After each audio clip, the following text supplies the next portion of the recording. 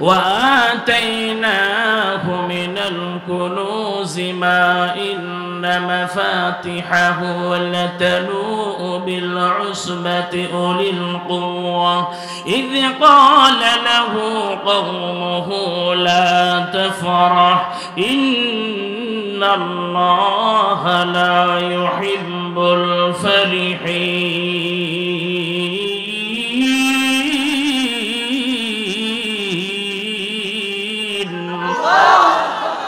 আমার ভাইরাও বন্ধুরা আল্লাহ বলেন ইয়া রাসূলুল্লাহ পৃথিবীর মানুষদেরকে ঘটনা শোনান যে মানুষ সম্মান পেয়ে ধন সম্পদ নেতৃত্ব পেয়ে আল্লাহকে ভুলে যায় ওই মানুষ বেপরোয়া হয়ে যায় টাকার গরমে মানুষ তার কাছে আসতে পারে না ক্ষমতার গরমে তার কাছে মানুষ দাঁড়াতে পারে না এলাকার মানুষ নিরাপদ থাকতে পারে না এমন চিত্র আমাদের সমাজে আছে না নাই আল্লাহ বলেন ইয়া রাসূলুল্লাহ কারুনের ঘটনা শোনান আমি আল্লাহ তাকে এত সম্পদের মালিকানা দিয়েছি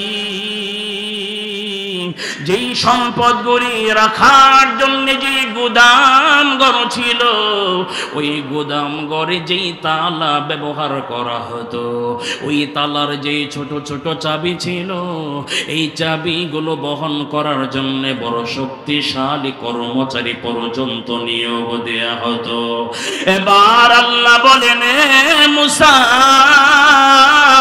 কারুন থেকে তুমি নির্দিষ্ট হারে যাকাত আদায় করো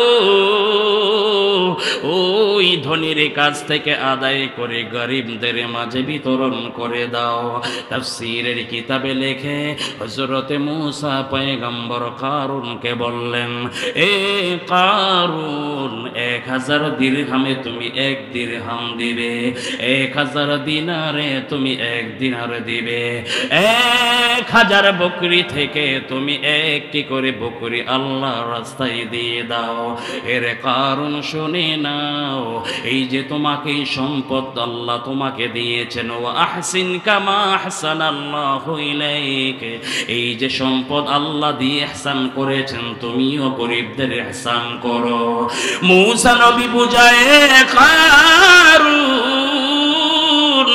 এখান থেকে দাও গরিবদের দাও আখিরাত অর্জন করো শুধু তাই নয় আমি এই কথা বলছি না তুমি গোটা সম্পদ দিয়ে দাও আমি মাত্র 1001 অংশ দিতে বলেছি এবার কারুনকে যে আল্লাহ ধন সম্পদ দিয়েছেন কারুন বলে মূসা আমি এত নরম লোক নই তোমার সেই সোজা কথায় আমি বাঁকা হয়ে যাব এবার কারুন বেপরোয়া হয়ে মূসা পয়গম্বরকে জানিয়ে বলেন ক্বালা ইন্নামা উতীতুহু আলা ইলমিন ইনদি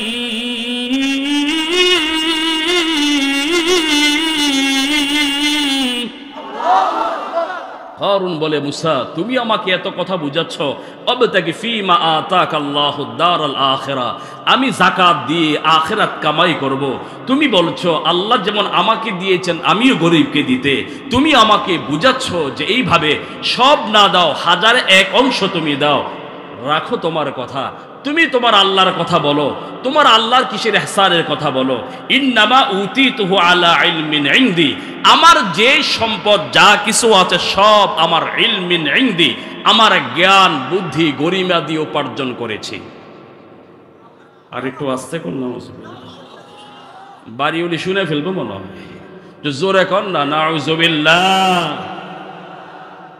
এই যে আল্লাহ সম্পদ তাকে দিলেন সম্মানিত করলেন কিন্তু এই লোকটা বেপরোয়া হয়ে গেল এমন চরিত্রের মানুষ আমাদের দেশে আছে না নাই জোরে বলুন আছে না নাই নির্বাচন যখন ঘনিয়ে আসে আমার দেশের চেয়ারম্যান প্রার্থী থাকলে মেম্বার পদপ্রার্থী যারা হয় এরা মানুষের সামনে বড় বড় জনসভায় বলে থাকে আমাকে যদি আগামীতে আপনারা নির্বাচিত করেন আপনাদের জন্য এই করব সেই করব মসজিদ করে দিব মাদ্রাসা এই করব সেই করব এমন বড় বড় বক্তব্য দেয় কি দেয় না যেই নির্বাচনে পাশ করে চেয়ারে বসে তখন এই মাদ্রাসা মসজিদের খেদমত করবে তো দূরের কথা, এমন অবস্থা হয়ে যায় যেই নির্বাচনের আগে আলেমদের কাছে দোয়া চায়, মসজিদে মসজিদে ঘুরে ঘুরে জুমার নামাজ পড়ে পড়ে জুমার দিন দোয়া চায়, এই লোক এই চেয়ারে বসে আবার সেখানে বসে ওয়াজ মাহফিলে বাধা দান করে। সেই কারণ আর এই যুগে যারা এই চরিত্রের চরিত্রবান, আমি মনে করি এদের মাঝে কোনো পার্থক্য নাই, ঠিক কিনা বলেন? সুতরাং আল্লাহ আমাদেরকে যা দিয়েছেন, ধন সম্পদ থেকে শুরু করে ইজ্জত মর্যাদা, বিশ্বাস করতে হবে যিনি দিয়েছেন তিনি কে, জুড়ে বলতে হবে কে, আর সেটা কিভাবে ব্যবহার হবে, কোথায় কিভাবে লিড দিতে হবে, পরিচালনা করতে হবে, তারও আল্লাহ পাক নীতি নির্ধারণ করে দিয়েছেন, সেটাও আমাদের মানতে হবে, ঠিক কিনা বলেন? এবার আসেন আর একটু সামনে বলি, এ কারুনকে আল্লাহ পাক এত সম্পদ দান করলেন। মুসা নবী, এবার মুসা আলাইহিস সালাতু ওয়াস সালাম কে মুসা নবী যখন বুঝাতে লাগলেন, কারুন এই কথা বলছে, আল্লাহ বলে মুসা তুমি কারুনকে একটু জ্ঞান দিয়ে দাও। কি জ্ঞান দিব? আল্লাহ বলেন মুসা তুমি কারুনকে বলো। সে বলেছে ইন্নামা উতিতুহু আলা ইলমিন ইনদি আওয়ালাম ইয়ালাম আন্নাল্লাহ ক্বাদ আহলাকা মিন ক্বাবলিহি মিনাল কুরুনি মান হুয়া আশাদ্দু মিনহু কুওয়া ওয়া আকসারু জামা। কারণ আজকে অর্থ হয়েছে ফেরাউনের সাথে তোমার একটা সম্পর্ক হয়ে গেল টাকার কারণে।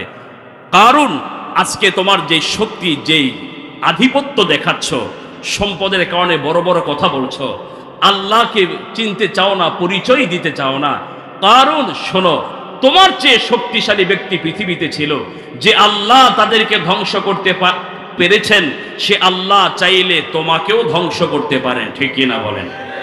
মুসা নবীকে আল্লাহ বলছেন আপনি কারুনকে ওয়াজ শোনান। মুসা নবীকে আল্লাহ বলছেন কারুনকে ওয়াজ শোনান। সেই ওয়াজ কোরআনে কারিমে শুধু ঘটনা আসে নাই, আমাদের বাস্তবতার আলোকে শিক্ষা দেবার জন্য আসছে, ঠিক কিনা বলেন? আমি আপনাদেরকে সেটাই বুঝাতে চাই। আজকেও এক শ্রেণীর মানুষ একটু সুযোগ পেয়ে অবস্থা এমন হয়ে যাচ্ছে, যেই মানুষ অতীতের সেই অত্যাচারের যে শাস্তি হয়েছে, সেই অত্যাচারের যে বিচার হয়েছে, যে শাস্তি হয়েছে, আজকে সেই ব্যক্তিরা ভুলে যাচ্ছে, ঠিক কিনা বলেন? আরো সহজে বুঝেন, 5ই আগস্টের আগে যে মানুষগুলো এই দেশে মাজলুম ছিল, মাজলুম বুঝেন তো, নির্যাতিত, ঘরে থাকতে পারে নাই, মামলা মোকদ্দমার ভয়ে বিভিন্ন জায়গায় আত্মগোপনে ছিল, ইভেন আমাদের কাছে এসে দোয়া চাইতো, এই মাজলুম মানুষগুলি এখন দেখা যাচ্ছে জালেমের কাতারে নাম লিখতেছে। ভুল বললাম? কথা বলেন। আমি তাদেরকে সেই কারুনকে নিয়ে মুসা নবীকে আল্লাহ যে হুকুম দিয়েছেন তাকে জানিয়ে দেন, আওয়ালাম ইয়ালাম আন্নাল্লাহ ক্বাদ আহলাকা মিনাল কুরুন, আল্লাহ আগে এক জাতিকে ধ্বংস করেছেন, যারা মান হুয়া আকসারু আশাদ্দু কুওয়া, যারা শক্তির দিয়ে অধিক শক্তিশালী ছিল, জনমতের দিক দিয়ে অধিক জনমতের অধিকারী ছিল, যে আল্লাহ তাদেরকে শেষ করে দিতে পারেন, আল্লাহ চাইলে তোমাকেও শেষ করে দিতে পারেন। আমি বুঝাতে চাই 5ই আগস্টের আগে যে মানুষগুলি মাজলুম ছিলাম, এমন চরিত্র আমরা না দেখাই যেটা সেই জালেম যা করেছিল। আমাদের চরিত্র যদি সেটাই হয়, তাহলে তো আমরাও জালেমের অন্তর্ভুক্ত হলাম, ঠিক কিনা বলেন? এর জন্য হাতে পায়ে ধরি যুবকদেরকে বলছি, মাজলুম হয়ে থাকবো, প্রয়োজনে জালেম হব। বলেন, প্রয়োজনে মাজলুম থাকবো, জালেম হব। মাজলুমের দোয়া কবুল হয়, জালেমের উপরে আল্লাহর গজব নাজিল হয়, ঠিক কিনা বলেন? এই জন্য মনে থাকবে ইনশাল্লাহ। আমি ছোট্ট ছোট্ট দুই একটা কথা বলে আমি বিদায় নেব, যে প্রয়োজনে আমি মাজলুম থাকবো, জালেম হব। হযরতে মুসা আলাইহিস সালাতু ওয়াস সালাম দাওয়াত দিতে লাগলেন। কারুনের অহংকার বেড়ে গেল, সম্পদ পেয়েছে তো আল্লাহকে ভুলে যায়। কারুনের অহংকার বাড়তে বাড়তে এমন অবস্থা হয়, কারুন যখন কোথাও যেত, আল্লাহ বলেন সেখানে আসছে ফি জিনাতি, তার বিশাল সাজসজ্জা, বিশাল বাহন, বিশাল এই বাহিনী নিয়ে সে যখন যেত, কিছু মানুষ ছিল যারা ছিল দুর্বল ইমানদার, তারা দেখে বলতো, আল্লাহ আল্লাহ তুমি যদি কারুনকে যে সম্পদ দিয়েছ, আমাকে যদি এই পরিমাণ সম্পদ দিতে, মিসলামা উতিয়া কারুন, কারুনকে যে সম্পদ দিয়েছ, আমাকে যদি এই সম্পদ দিতে, কারুনের যে পাওয়ার, যে নেতৃত্ব দিয়েছ, আমাকে যদি সেই নেতৃত্ব দিতে।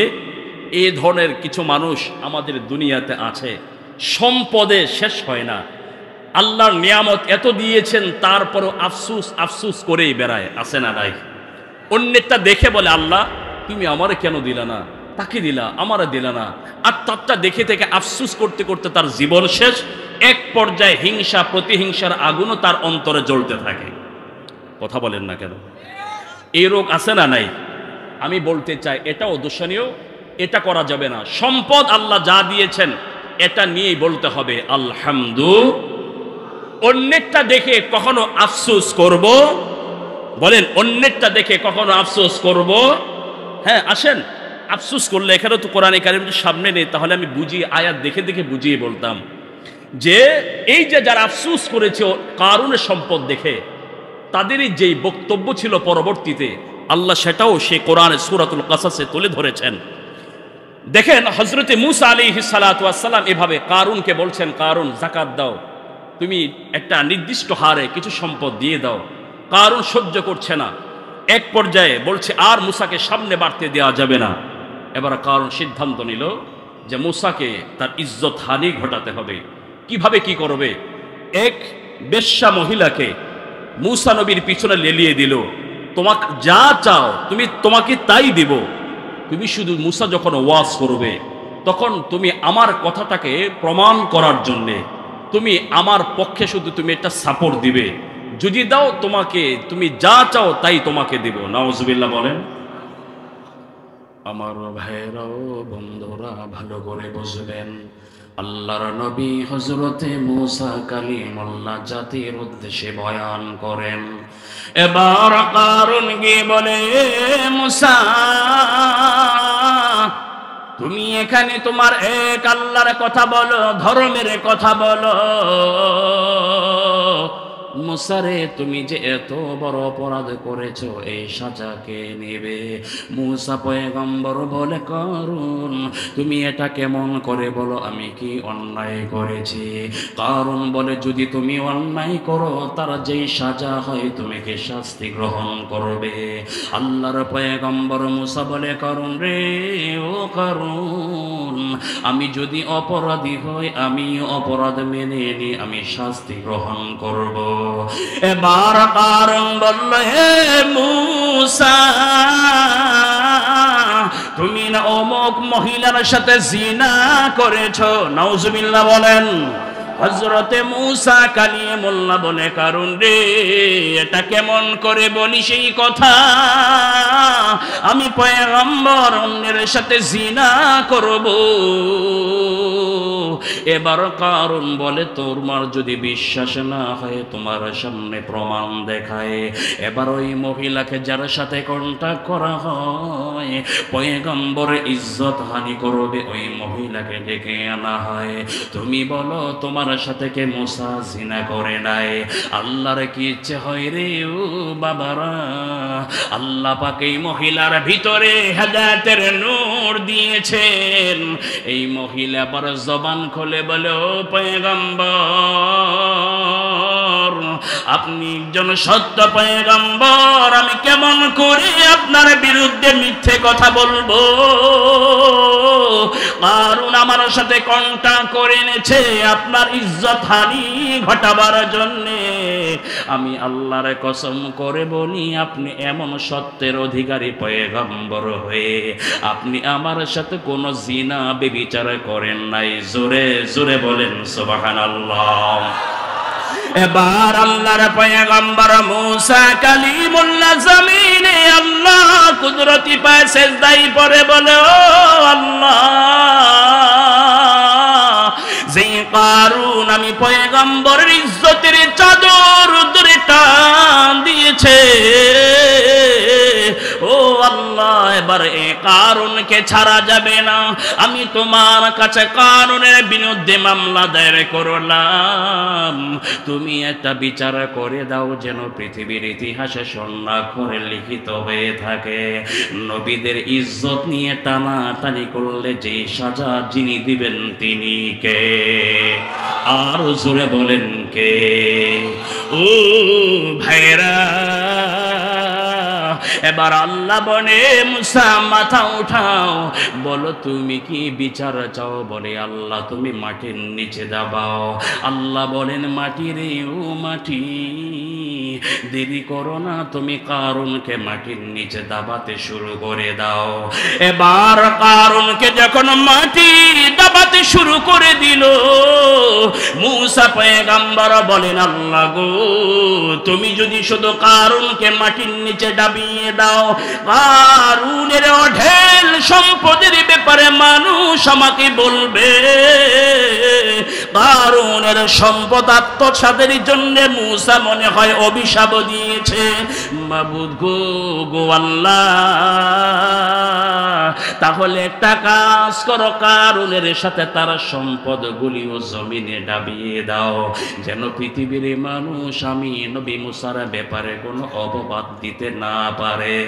এবার আল্লাহ বলেন, ফাখাসাফনা বিহি ওয়া বিদারিহিল আরদ ফামান কানা লাহু মিন ফিয়াতিন ইয়ানসুরুনাহু মিন দুনিল্লাহ।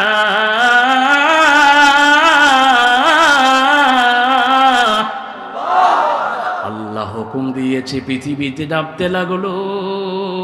আল্লাহর হাবিব বলে, উম্মতেরা দেখো, সম্পদ নিয়ে নেতৃত্ব নিয়ে যারা অহংকার করে, যে নিজে বেপরোয়া হয়ে যায়, আমার আমার আমার আল্লাহ রাসূল ভুলে যায়, আরে ধর্মের কথা ভুলে যায়। আল্লাহ বলেন, তোমাদের সামনে কারুনের ঘটনা রেখে দিলাম, বেপরোয়া হয়ে যেও না, ভিতরে ভয় রাখো। আল্লাহ জানি আমার সম্পদ কখন ছিনিয়ে নেন, ঠিক কিনা বলেন? এই ভয় যদি আমাদের ভিতরে চলে আসে, তাহলে আমাদের দ্বারা অহংকার প্রকাশ পাবে না, আমাদের দ্বারা মানুষের উপর অত্যাচার করা হবে না। জোরে বলেন ঠিক কিনা? যদি এই শিক্ষা আমাদের ভিতরে আসে, আমার সম্পদ তো আল্লাহ দিয়েছেন পরীক্ষার জন্য, ঠিক কিনা বলেন? বেপরোয়া হয়ে যাবে না, পেয়েছি তো পেয়েছি, এখন আর কাকে ইজ্জত সম্মান করতে হবে? নেতৃত্ব ক্ষমতা পেয়েছি, যেভাবে ইচ্ছা তাকে সেভাবেই ধরবো, অসম্ভব। এমন যদি অপরাধে জড়িয়ে যায়, আল্লাহ কারণে যে শাস্তি দিয়েছেন, আল্লাহ আমাদেরই কেমন বিপদে ফেলতে পারেন, ঠিক কিনা বলেন? এখান থেকে আরো দুটা শিক্ষা আপনাদেরকে দেই। ওই যে দুর্বল ইমানদার বলেছিল, মিসলামা উতিয়া কারুন, হায় আল্লাহ যদি আমারই সম্পদ দিতা, এই যে আফসোস করেছিল না, এই মানুষগুলো যখন দাবা দেখলো, তখন আল্লাহকে বলছে, আল্লাহ তোমার দরবারে শুকরিয়া আদায় করছি, তুমি যে আমাকে বাঁচিয়ে দিয়েছো, আমাদের যে সম্পদ দাও নাই, এই জন্যে আমরা অন্যের সম্পদ দেখে কখনো আফসোস করব, কখনো আমরা আফসোস করব না। হুজুর চলে আসছেন, মারহাবা বলেন।